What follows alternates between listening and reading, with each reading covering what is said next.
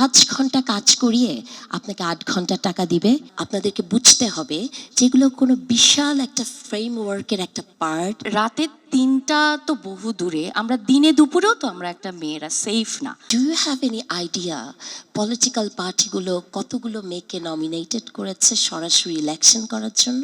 BNP 10, NCP 42, and Jamaat Islami 0. Can you imagine a political party who always claims তাদের নারী মানে সদস্য আছে 43%, কিন্তু তারা 0 নারীকে নমিনেট করেছে সরাসরি নির্বাচন করার জন্য? So maybe I sound a bit কি বলবো,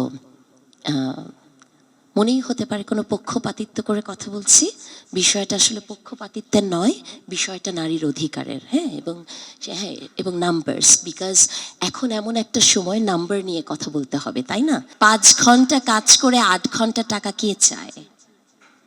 কেন আপনাদের কাছে এটা খুব লুক্রেটিভ মনে হচ্ছে না? মনে হচ্ছে আপা, মনে হচ্ছে আপনার কাছে লুক্রেটিভ? আপনি মাথা নেড়েছেন যে 5 ঘন্টা কাজ করে আমরা 8 ঘন্টা, এটা একটা জান্নাতের টিকিট বিক্রির মতো। Very beautiful to hear, but জান্নাতের টিকিট তো শুধু একজন দিতে পারেন, তাই না? সো আপনি কি করে ভাবেন, বা আপনারা কি করে ভাবেন যে 5 ঘন্টা কাজ করিয়ে আপনাকে 8 ঘন্টা টাকা দিবে? Isn't it a like utopian thinking?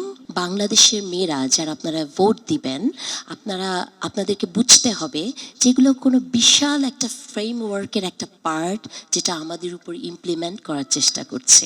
কে আছে এখানে যে আপনাকে 8 ঘন্টার বদলে 5 ঘন্টা টাকা দিবে? সরকার আপনাকে বাধ্য করবে। এবং আরেকটা কোয়েশ্চেন, যে মেয়েগুলো এখানে আছেন, আপনারা কয়জন চান যে শুধু মেয়েদের বিশ্ববিদ্যালয়ে আপনারা পড়বেন, সেখানে কোনো পুরুষ থাকবে না? এরকম কি কেউ চান? কে চায় যে শুধু মেয়েদের বিশ্ববিদ্যালয়, কোনো পুরুষ সেখানে ঢুকতে পারবে না? আছে এরকম?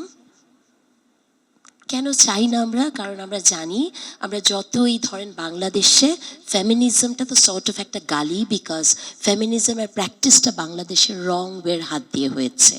ফেমিনিজম মানে অ্যাকচুয়ালি যে সোসাইটিতে যে ডেপ্রাইভ, আপনি তার পক্ষে কথা বলবেন।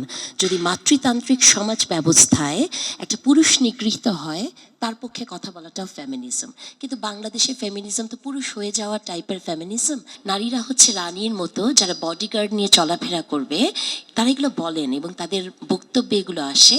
সেই নারীদের জন্য আমরা সংরক্ষিত আসন রেখেছি এবং তাদের জন্য আমরা উচ্চ কক্ষ রেখেছি, কারণ নারীরা উচ্চ কক্ষে থাকবে। আপনাদের মনে হয় এটা রিয়ালিস্টিক? রাতের 3টা তো বহু দূরে, আমরা দুজনই বলছিলাম যে আমরা দিনে দুপুরেও তো আমরা একটা মেয়েরা সেফ না। হ্যাঁ, আমাদের একটা স্টুডেন্ট খুব সম্ভবত এরকম হচ্ছিল যে দিনেই ও সিএনজিতে যাচ্ছিল এবং সিএনজিটা ওকে অন্য পথে নিয়ে যাচ্ছিল।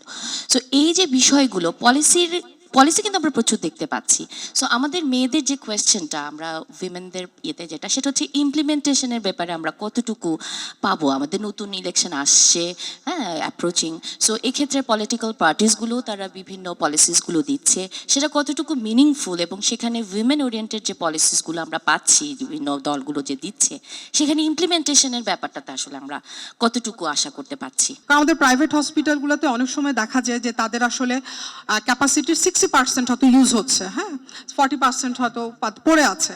তো সেই ক্ষেত্রে আসলে গভর্নমেন্ট যদি চায় সেই 40%কে তারা একটা রিজনেবল প্রাইসে ওনাদের থেকে কিনে নিতে পারে, তো যেহেতু তাদের সেই ফ্যাসিলিটিগুলো নিয়ে দিতে পারছে না, এবং সেভাবে করে কিন্তু মানে যে যে জনতা তাদেরকে মানে গভর্নমেন্ট হসপিটালগুলো সেই চিকিৎসা সেবা বা আমরা যে স্বাস্থ্য সেবা বলি সেটা দিতে পারে।